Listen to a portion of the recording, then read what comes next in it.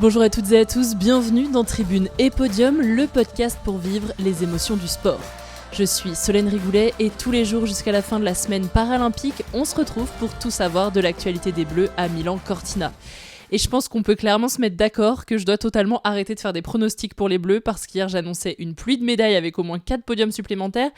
Et à la place, c'était plutôt la soupe à la grimace parce qu'on n'a eu qu'une seule médaille. En para-snowboard, déjà, ça s'est mal passé sur le banc de slalom. Cécile Hernandez prend la médaille en chocolat. Et en interview à l'issue des 2 manches, elle expliquait avoir eu un enchaînement de galères jusqu'au début des courses. On a senti beaucoup de regrets de ne pas avoir pu montrer son meilleur niveau. Autre ambiance pour Maxime Montagioni pour la dernière course de sa carrière. Alors bien sûr, il voulait réaliser le doublé puisqu'il avait eu l'or à Pékin il y a 4 ans dans cette discipline. Il termine finalement 6e, mais une 6e place sans regret. Il a raidé à son meilleur niveau et les autres étaient simplement plus forts hier. C'était la fin des Paralympiques pour nos snowboarders. Merci à eux pour les émotions. La frustration, on l'a retrouvée aussi au parabiathlon avec Karl Tabouret et Benjamin Davier en catégorie debout. Ils finissent respectivement 11e et 6e de la poursuite sprint en parabiathlon. 2 fautes au tir pour Benjamin Davier sur la poursuite et 4 pour Karl Tabouret. Des fautes qui coûtent beaucoup trop cher sur ce type de format.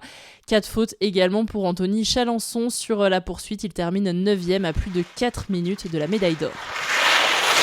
Pour le paraski alpin, on a quand même eu le sourire hier avec Arthur Bauchet. Il a pris le titre paralympique du slalom géant en catégorie debout. Il obtient la 11e médaille paralympique de sa carrière. La 11e également pour la délégation française sur ces Jeux. Le tricolore était premier à l'issue de la première manche. Il a su conserver sa place en grand champion. Pour les autres bleus dans sa catégorie, ils font 5, 6 et 7. Jules Segers est 5e, suivi de Jordan Broisin, puis d'Oscar Burnham.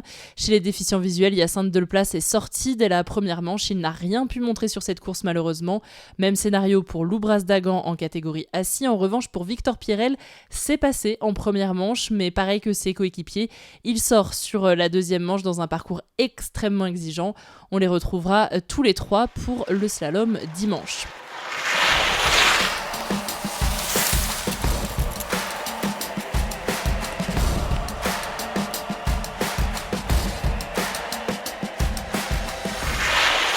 Alors au programme du jour, la dernière course d'Aurélie Richard pour tenter le quintuplé et un relais fou en paraski de fond.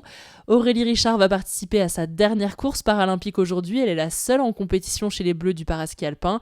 Elle va prendre le départ du slalom avec en ligne de mire le quintuplé. Elle a déjà 3 médailles d'argent et 1 en bronze pour sa première participation aux Jeux paralympiques. Alors va-t-elle continuer de marquer l'histoire ou en tout cas de marquer sa carrière ? Réponse aujourd'hui ou demain dans Tribune et Podium. Et puis quand on parle paralympique, il y a aussi cette course par équipe, cette course exceptionnelle en paraski de fond. Nos Français vont participer au relais Open. 4 boucles de 2,5 km en alternance classique skating. Et à l'heure où j'enregistre cet épisode, la start list n'est pas encore sortie, donc je peux pas te dire quels sont les Français qui vont participer à cette course, même si j'imagine qu'on va retrouver nos skieurs déjà médaillés, Benjamin Davier et Karl Tabouret.